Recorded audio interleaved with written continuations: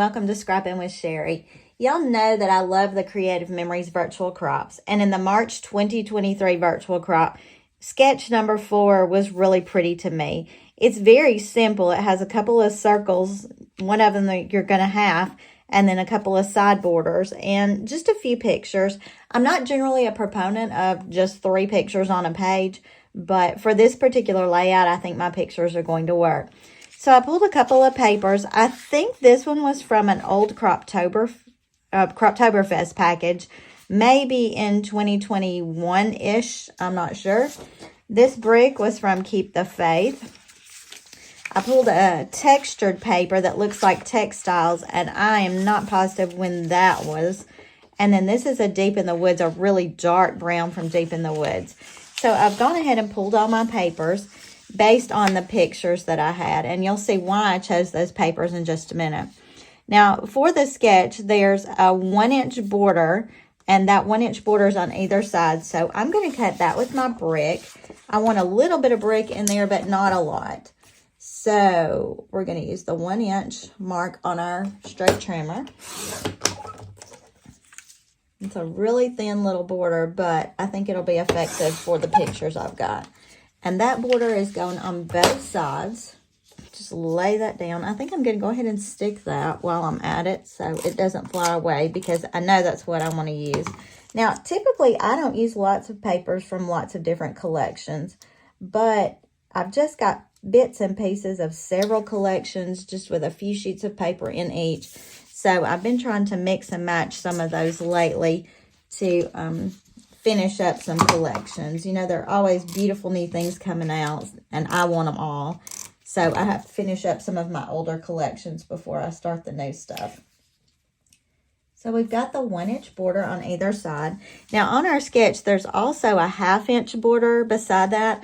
I'm going to use these sticker strips, but because this circle goes right underneath the edge of that, I'm going to wait to put the stickers on until after I cut my circles. Now, I chose both of these colors for the circles, and there's just a light plaid in this background paper that I'm using, and this dark brown matches that beautifully. There's also a lighter brown in there that matches this textile paper, so that's why I chose the colors I chose. Now, I need my cutting mat. This is my 13-inch mat, and I'm going to use the Circle Maker for this. A lot of people use the Jumbo Circle. It's an 8 3/4 circle, but for me, the Circle Maker is just, it's easy to use once you get used to it. So I'm going out to my 8, and I'm going to go a little bit past a 1/2. You know, it's not an exact 8 3/4, but it's close enough. I'm going to cut the first one out of my brown paper. And these 2 circles are exactly the same size, so that makes it easy. I don't have to reset anything. With the Circle Maker, you're going to push down in the center once you got the sizing set. You push the white tab right here to engage the blade, and then you push down as you turn. Now, I'm just doing a test turn to go around my page, and what I've noticed is if this part is still on the page, you're probably not going to go off.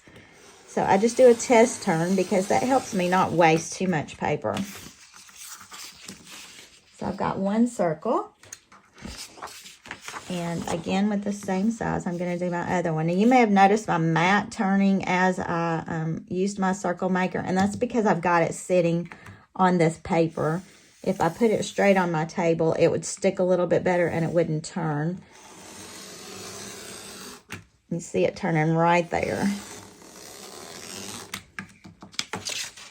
All right, those 2 circles are finished. Now, it shows both of those are going to be cut into halves, and I'll show you how to do that on our trimmer. Now, this one, because it has the textile look, I want to be sure that I kind of get it straight. But when you're trying to cut a circle in half using our trimmer, you've got this lovely little groove right here where there's nothing to touch. If you just let your circle fall into that groove, and again, you know, I'm trying to line up this textile look with my cutting lines as well because I don't want the textile to be all crazy. But push your circle into that groove, and where it fits the groove, it should be halved. So So let's lay these on the page and see how they look. I think I want to go with the textile circle on these outer edges, and then use the brown one in the center. Look how pretty that matches some of the browns in that brick.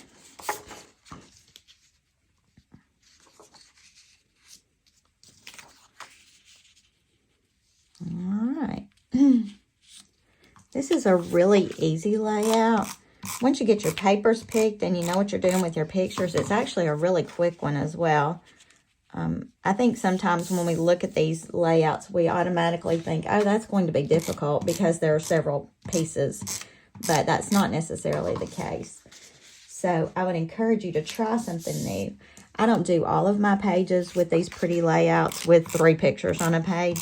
I do a lot of pages where I have 6 pictures just up and down, side to side, whatever, and I fill up the page with pictures and a little title and nothing else. And that's okay too. My goal is to get albums completed, but I love all these challenges. I love trying the new things. So I do try to do every kind of page challenge that I can in order to learn some new techniques and to keep my techniques fresh. All right, we've got the 2 circles in the middle. Now let's go back and add these border stickers. And these are from an old pack. It's called Memoirs and Memories, I believe. I just happened to find them as I was clearing out some inventory, and I thought they would be nice for this. Now, I should have gone a little bit slower pulling that sticker off the strip so I wouldn't end up having to pick out all these little pieces. I chose this border particularly. Of course, it doesn't go with any of the collections I'm using here, but I chose it because it had the lighter tan color, and then it also pulled in the really dark brown. And the background paper is the thing that joins them all together. It's got the reddish color from the bricks. It's got the dark brown. It's got the tan. It's just got a little bit of everything in it. And when you're trying to pull papers that are not part of the same collection, that's the easiest way to me to start, is to pick a pattern that has lots of colors in it, and then pick all of my extra things to match that pattern. So that just adds a little something. It's not too much, not too little. Let's do this one a little bit more slowly and see if I can pick out all those pieces onto the page, onto the sticker sheet as I go.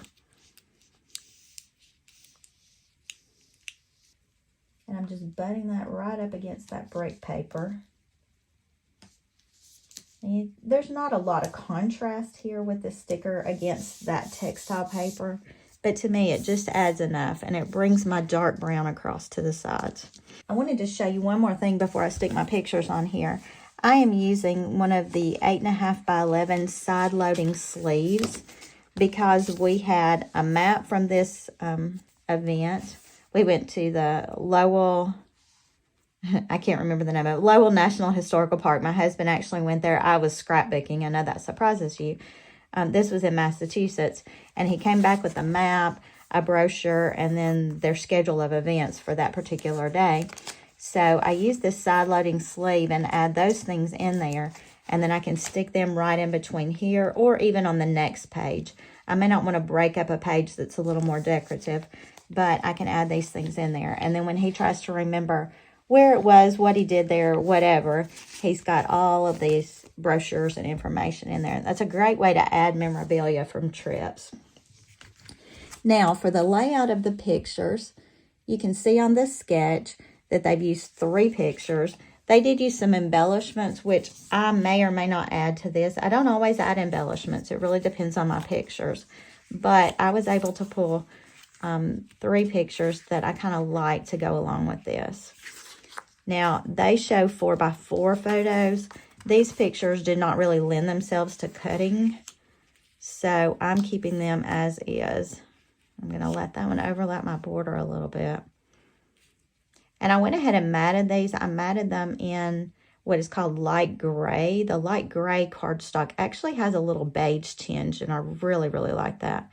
And I think I'm going to butt my pictures right up against each other, which kind of makes them look like a grouping there. Now, I probably will do a title on my Silhouette machine, maybe Lowell here. But let's create our layout on the other side. Now, this is the inner workings of the textile mill.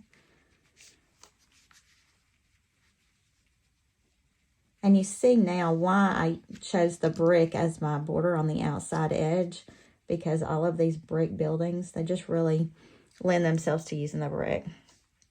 All right, so that layout's finished. Very quick, very easy. I hope you'll try this layout. If you've got the jumbo circle with a circle cutting system or the circle maker, this idea is really quick, really easy, and I think it makes a really nice page. I hope you'll try it and even let me know that you did and what you liked about it. Until next time, happy scrapping.